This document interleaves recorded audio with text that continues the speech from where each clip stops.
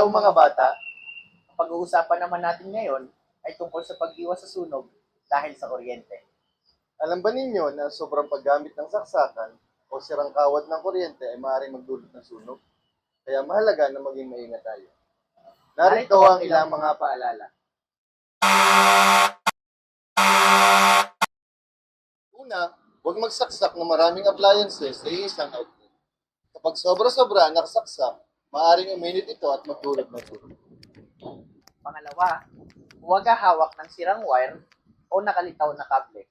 Sabihin agad ito kay nanay, tatay, o sa isang nakatatanda. Pangatlo, huwag maglaro malapit sa mga saksakan. Hindi ito laruan at maaaring makuryente ang magdulot ng sunog.